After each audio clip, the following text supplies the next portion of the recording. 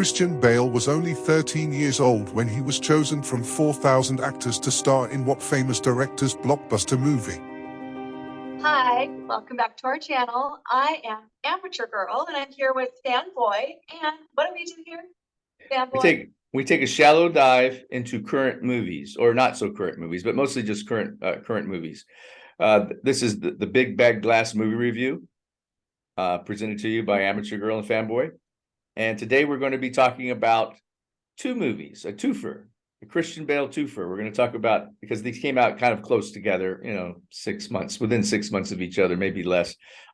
Christian Bale movies, Amsterdam and A Pale Blue Eye on Netflix. So we thought we'd just talk about them both. I think we should start with Amsterdam since it came out first, and we'll talk about that first today. Yeah. Okay, so sounds usually great. My sister begins with, or Amateur Girl begins with her reaction. So we'll talk about, and if we mix the two movies up a little bit as we go along, that's fine. But we'll just start with Amsterdam, and Amateur Girl will give her impressions of Amsterdam to start with, and then I'll react to that. Yeah.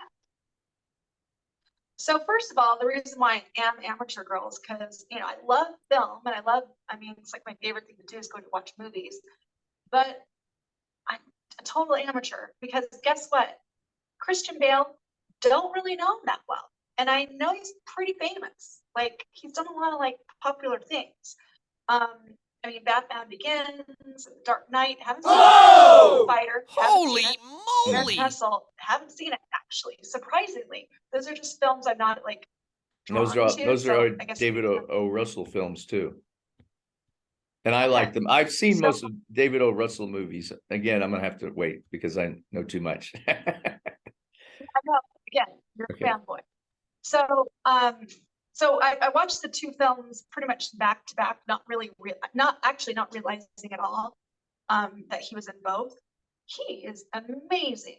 He's a really great actor. He was really great in this film. I did not hate it like other people hated it. I still thought it was a pretty fun movie to watch. I mean, I wasn't bored at all. It passed my fast forward test. I didn't fast forward through any of it. I really enjoyed the characters. I really enjoyed like the dynamics between the three of them and the friendship. I liked the sort of the flashback, which was not very much, but the flashbacks of during the war when they were together and how they met. I thought that was fun.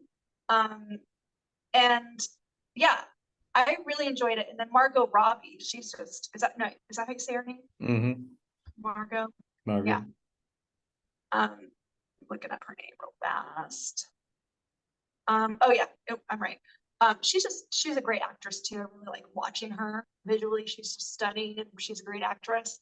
And then another person that stood out to me was Andrea Riseborough, his wife. I just really liked her as an actress. Like, she really could have been a villain. Like, you could have really like disliked her, but somehow you liked her. I just thought she played that role really, really well. And then it was fun to see Chris Rock in this film. He wasn't in it very much. And there's a lot of stars throughout the film. Is his name John Black Washington? Is that how you put that? Yes, John David Washington. John David Washington. And now with all of that said, it did. I mean, again, Amateur Girl, also in history. I don't really follow like history. I don't know. It just doesn't interest me too much either. But when I do watch a film that's based in historical facts, I go and kind of fact check it, and I found that this was not historically accurate. That was kind of annoying. Yeah, I thought it was accurate enough for a movie like this. Yeah, and then Robert De Niro, he was Robert De Niro. He was crummy. He's great. Oh, he was great. That's what General Dillard. Right, which was based on a real character. He's like the few. There were two guys that were based on. Actually, there were quite a few based on real characters. The main group, not real characters, of course. The Christian Bale, Margot Robbie, and John David Washington. Not were just fictitious. I enjoyed it. I enjoyed the film. So Okay, That's all well, that's all I have to say about that. I think I'm a David O. Russell fan. I really haven't watched many of his early movies. But I started watching his stuff with Three Kings. So he's made Three Kings, American Hustle, and there's some other ones that I can't name off the top of my head. I had them out here, and of course this thing closed down. Oh yeah, Silver Linings, which was probably his most popular work with Jennifer Lawrence and Bradley Cooper. You never saw Silver Linings? About the crazy Silver girl? Lining Playbook. Yeah. Exactly, Silver Linings Lining Playbook. Playbook. Yeah, he directed that. Yeah. He directed Joy. Yeah. He directed The Fighter, Three Kings, and then before that, I didn't really start watching his movies until The Three Kings. So yeah, he's a very good director. But I think, and I enjoy, and again, like I said, I enjoyed this movie, even though I said it's reprehensible, because I think script wise, and I'm not really positive on this, and I didn't really research it deep enough to know, but I think he started writing this right after the coup, the January 6th coup, because this movie is about a coup, right? They call it in history, it's called the business coup or something like that, where the businessmen wanted to put in because the veterans were after World War I who were complaining they weren't getting their money, getting compensation for fighting in the war and getting, what they thought they did. So they marched on, literally, and this is true, marched on Washington. And so the businessmen did not like Franklin Delano Roosevelt's New Deal at all, because he thought he was going to devalue, I think he did. He devalued gold or made gold, took away the gold standard. So these guys think their millions are going to be worthless now. So these businessmen are pissed off. It sounds familiar, right? So, so they decided that they put this general who was very tight.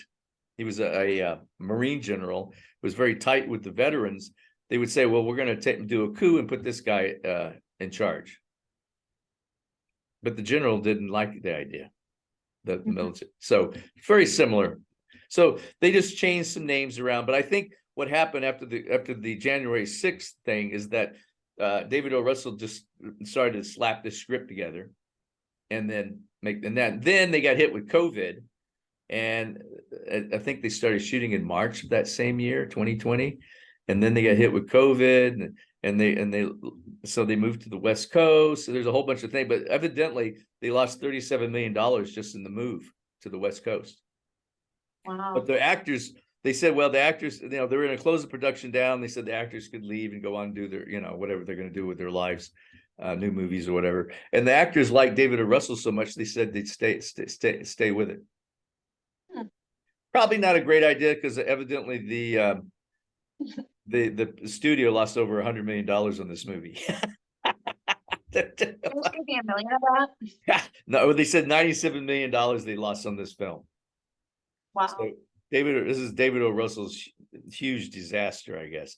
Now I liked it because I thought he did a very good job. I think the directing part and the production was very good, right? And the acting, of course, was great. And David and John David Washington was great. You know who John David Washington is, don't you? No. I keep throwing that out there. He's Denzel Washington's son. Now, and he was also the star of Tenet. Now you're connecting the dots. Yes. That's Now I'm Denzel. looking at it, I'm like, oh. That's Denzel Washington. Now I don't think now he's had two big movies that have both, and Margot Robbie has had some disasters too, some financial movie disasters, right? So Yeah. both of those actors. Now Christian Bale, of course, is going to come out smelling like a rose. I mean, Christian Bale has been making movies since he was 13 years old. With Empire of the Sun, Steven Spielberg discovered him. Oh, So yeah, I know that. yeah, so I mean, he's quite the amazing actor. He says he's not a method actor, but the reason you don't know much about him is on purpose. It's because he wants to keep as anonymous as possible, and he says his reason for that is because he wants to. He says that people will get into his acting more if they don't know much about him. Yeah. So he's kept a very low profile in the public eye. And he's married to a stunt lady model, which I never knew. See, that's how little I know about his personal life. Like some actors, they're very public about their messy divorces and all the craziness that goes on. But he's very, he keeps a very low profile. They said, I've seen him speak. He's Welsh, and he speaks in his Welsh accent normally. But he's got one of the best, one of the English actors that have probably one of the best American accents, right? When he does his American roles, because he does a lot of American roles, right? In fact, I don't think I've ever seen him doing English, even from except for Empire of the Sun, because he's English in that when he was a boy. But he didn't really do much of a Welsh accent. He just kind of did a kind of refined, schoolboy accent in that movie. So he's from right out of the gate, he's been an amazing actor, right? Yeah. So he's just So anyway, you can't fault him for this movie. I think the only thing you can fault this film for, even though I love the production, I love the time period. I like the actors, the way they played off each other. I like I kind of like the little bit of the mystery behind the coup and everything, and the nod toward fascist and all that stuff, and how how horrible they are, the businessmen and the fascists. But I think what happened is after now I could be wrong. Then if I am wrong, and he started writing this before January 6th, then wow, he was way ahead of the curve, right? Mm-hmm. But I think he slapped it together a little bit too fast.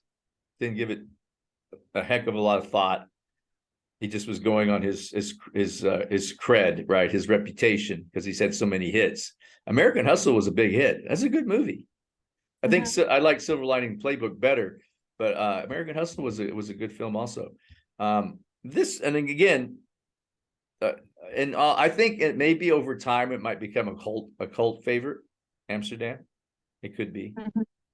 With the things that have gone on in our country and everything, people will look back at it. And once it gets on streaming more and maybe hits Netflix, which might be pretty fast, people might pay attention to it more and appreciate it. But it's standing like at 30% now on the critics scale, and I don't know, audience wise, it's maybe like 69%, so almost 70%. So if I was going to give it a big glass review right now, I would say I'm going to go, because I enjoyed the production. Of course, I love the actors. Chris Rock, all these guys.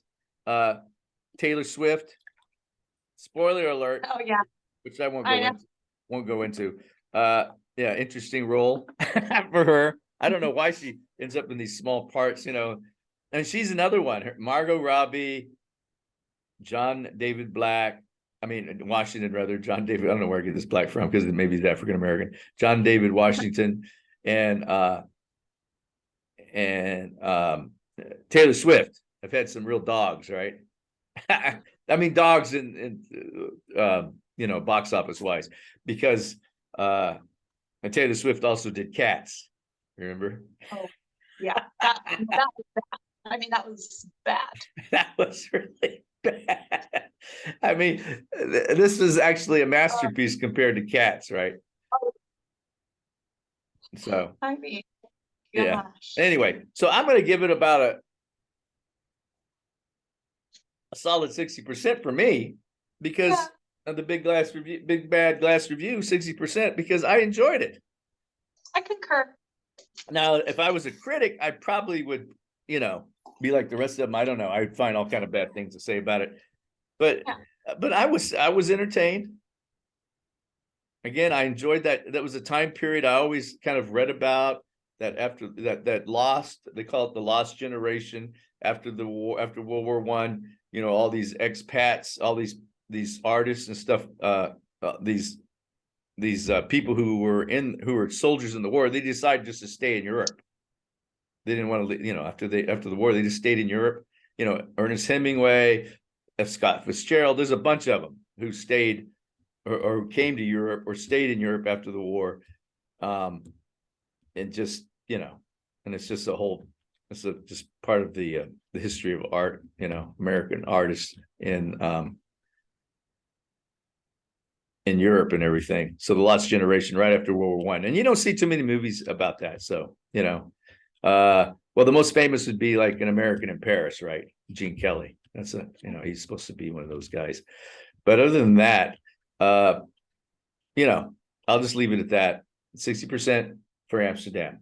Now we come to his next film that's on Netflix, A Pale Blue Eye. So we'll get the response from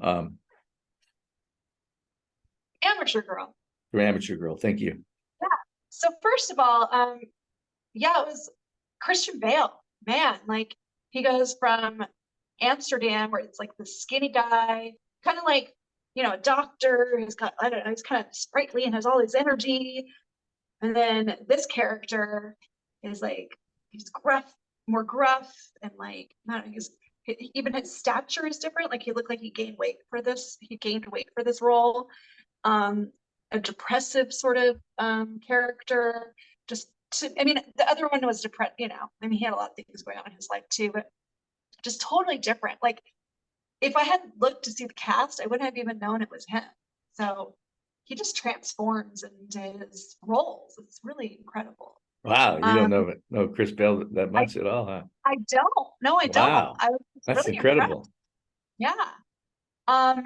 And then Harry Melling, who played Harry Edgar, Melling. young guy. I thought he was perfectly cast for that part. Yeah, some people said he blossomed in that role because they're talking about other roles he'd done, and they just couldn't see him playing that part. But but everybody thought he was amazing, right? Yeah. And then Toby, the doctor, Toby Jones. Toby Jones. Yeah, I enjoyed his performance also. But I just really liked the film because what about Gillian Anderson? X-Files. She was the mother. Oh, that's the mom. The girl from X-Files. Yeah, no, I didn't know that. You did not, or you did know that? I did not know that. Well, there you go. No, she was great because she was super annoying. Yeah, irksome. Yeah. But I think the people that really stood out to me was Christian Bale and Harry Melling. Just like how he represented Edgar Allan Poe, and sort of like I read a little bit about like what he had to go through at the Academy, right? That he was made fun of, but he didn't last. Yeah, he was actually. I thought he would. I had read in some places that Poe was kicked out of West Point for gambling, but it turns out the newest information I got is that he just didn't want to be there for whatever reason. I don't know why he went to begin with. So he decided that he just wouldn't do anything. He refused to get up and go to drill. He wouldn't go to church. He wouldn't do anything, and finally just kicked him out. He just became a layabout till they got rid of him. So I don't understand what he was thinking. He went to Virginia Military Academy. I'm pretty familiar with these academies because I was going to go to one myself. I went to a high school military academy. So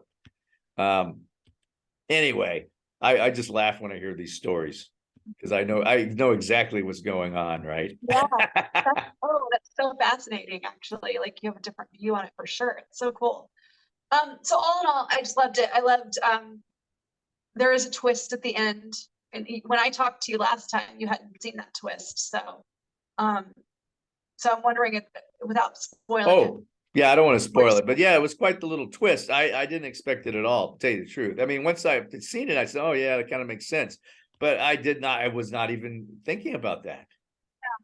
Usually a lot of times I'll maybe pat myself on the back. Oh, I figured this one out, and it turns out I figured out this one. No, it came out of nowhere for me. Other people might have seen it, but I didn't see it. So yeah, very good mystery. Some good reveals. Anyway, continue. Sorry. Yeah, it's fine. So I loved it. I really I enjoyed the whole entire journey. Again, passed my test, did fast forward any of it, loved it. Great film. Yeah. Well, the director is Chris Cooper, who has not got a track record like David O. Russell. Both of them are I'm talking about the directors now. Both of them are very highly educated. Both come from these really, have liberal backgrounds, liberal education backgrounds back east. So with the Ivy League schools and all that stuff, right? So they both have that in common. Chris Cooper, but it started as an actor though. He went to Strasberg in New York City, the institute. So he did study as a method actor, and so I guess I could see him and Bale having these long discussions about acting and stuff. So Bale can shine but Bale has a way of picking the good directors and working with them. And he's worked with this guy a couple of times. They did Hostiles. Have you seen Hostiles? Ooh, that's a grim film. It's about the West, about the the living on the frontier with the Native Americans and stuff. It's a rough film, but it's very good. I like to watch it again. I think it has been on Netflix or still is on Netflix now. But his list of movies is not as long as the other one, and I've only seen he's done 3 movies with Christian Bale. Out of the Furnace, that's another pretty good one, but a bunch of hillbillies. Christian Bale is a hillbilly. Crazy Heart with Jeff Bridges about the country western singer, very good. Antlers, I have not seen. He did Black Mass with Johnny Depp, which was a very good one. But hated it. She hated that one so much. Yeah, I liked it. Oh my God. If there was a movie on the planet that I hate more, it's that film, but keep going. Anyway, we can come back and talk about that one later. Anyway, so that's a very short list. David O. Russell has a much larger filmography than this guy does, but he's basically started out as an actor.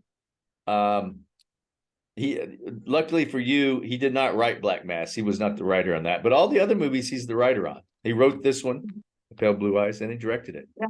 So, and his mentor is Robert Duvall, who they met on some movie when they were acting together, and so they've so now that's why he shows up in some of his movies. So he was in this one too, right? As the old guy who's an authority on black magic or whatever.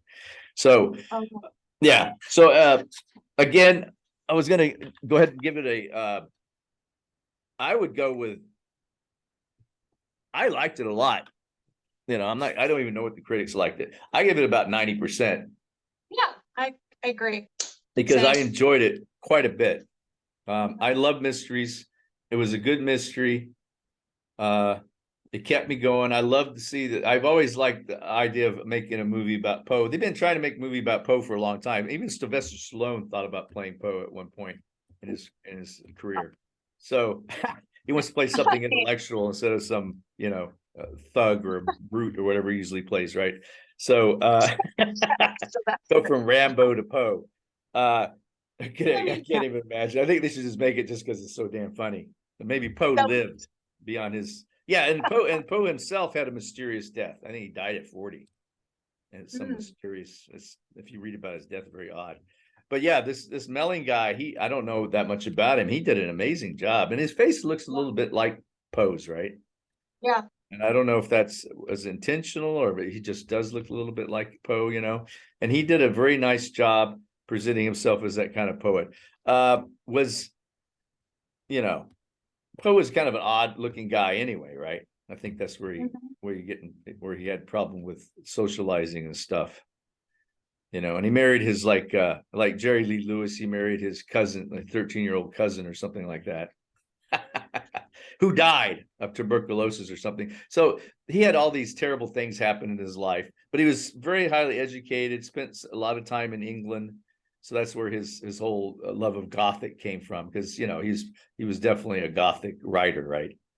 And again, we go back to Southern Gothic, and he's considered the premier Southern Gothic writer, because he brought it from England with him, but used American Southern locales and things like that. So these people dying in his life, and he would talk about death, and a lot of that in his poems. So anyway, this whole movie kind of captured that whole atmosphere, right?